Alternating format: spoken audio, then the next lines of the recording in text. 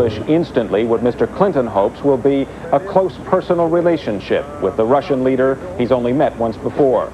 Then there was some carefully staged pandemonium as the two presidents happened across a group of school children waiting in the garden to shake hands and wave with the leaders of what used to be East and West.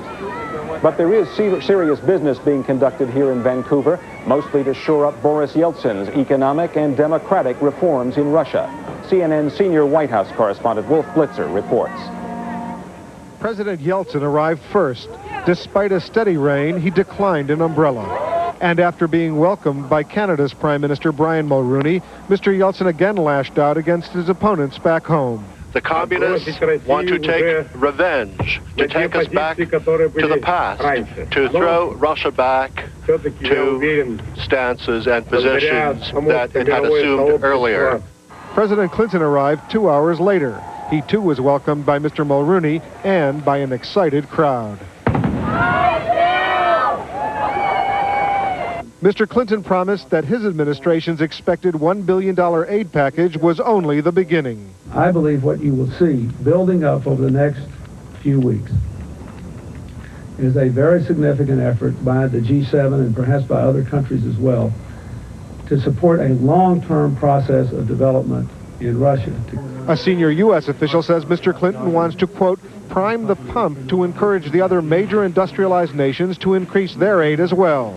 But selling more Russian aid to the American public and getting it passed through Congress is not going to be easy. I can tell you that I think they will, and it won't be with my vote unless I can find some control over the expenditures of that money. Presidents Clinton and Yeltsin are both anxious to improve their personal relationship during these 2 days. I'm glad that this day has arrived. I welcome the chance that the United States has to support the millions of courageous people in Russia who have stood up for democracy and have had the courage to go through some very difficult times. Since the latest political unrest in Moscow last month, Mr. Clinton has made clear he strongly supports Mr. Yeltsin. And as a result, White House officials say President Clinton is trying not to speak publicly about so-called aid to Russia. That supposedly could undermine Mr. Yeltsin by suggesting he's seeking charity. Instead, Mr. Clinton is talking about the U.S.-Russian partnership, stressing it's in America's own best national interest to promote economic and democratic reforms in Russia. Wolf Blitzer, CNN, Vancouver. Joining me now here in Vancouver, senior Washington correspondent Charles Bierbauer. Charles, I think you've been to virtually every U.S.-Russian, U.S.-Soviet summit. For quite a while. Yeah. Is all the image-making here in Vancouver going to be enough to help Boris Yeltsin hang on to power and keep reforms going in Russia? I don't think so in this sense. This is not a session about image-making. We've gone through a long period of summits where it was important to see two men shaking hands, for example, and a little irony with this walk in the woods today, which, as you know, goes back to the arms negotiations in Geneva when the U.S. and a Soviet negotiator to get some privacy went for a walk in the woods. Anything but privacy involved here. It's not the image, it's the delivery system that counts now. Is Yeltsin going to get the kind of delivery of assistance that will help the Russian people see it's worthwhile? Well, the Russian people are going to have to judge that ultimately. The question is not even, it would seem, how much, but as President Clinton today put it, Ralph, how well is it spent? What kind of aid is given? And in fact, as Wolf pointed out, let's not call it charity. They don't even want to call it aid per se. They want to call it an investment in both Russia and America's future. Money well spent.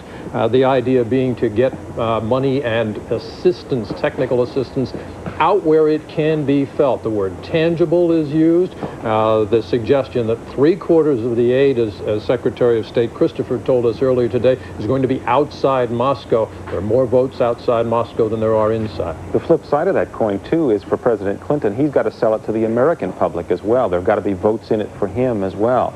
And right now there's some skepticism about that in the U.S. We saw Senator DeConcini, a Democrat, saying that it doesn't have his vote as it sits right now, but also suggesting that probably it will get through, this package will get through Congress.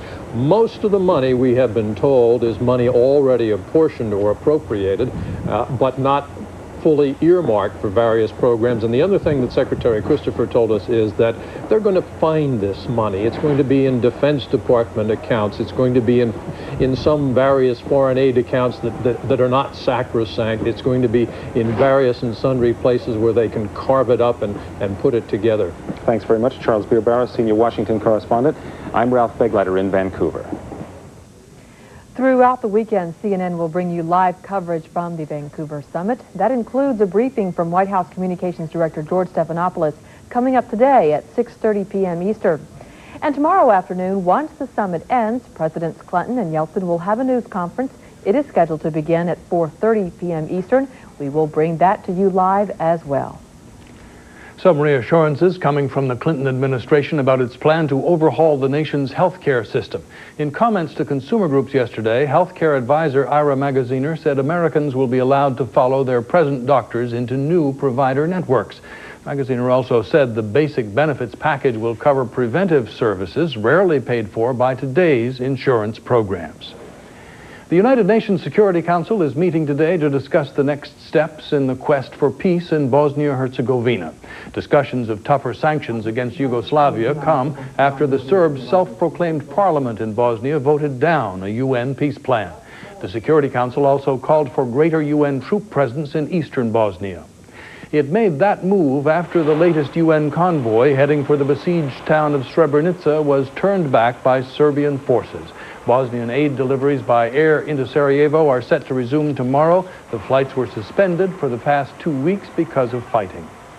Now the story of a woman very lucky to be alive. Very lucky. Doctors say a British transplant patient is recovering after receiving a liver that survived a plane crash and a 1-hour soak 20 feet under the sea.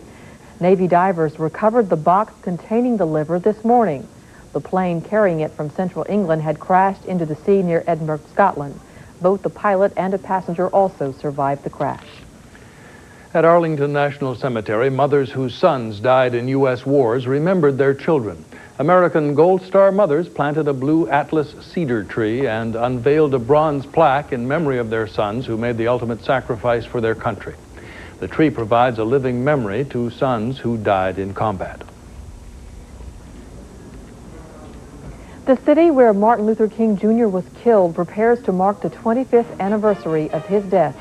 Coming up, a look at whether race relations have changed in Memphis, Tennessee. Also a look at why U.S. senators left Capitol Hill with the president's economic plan stuck in neutral.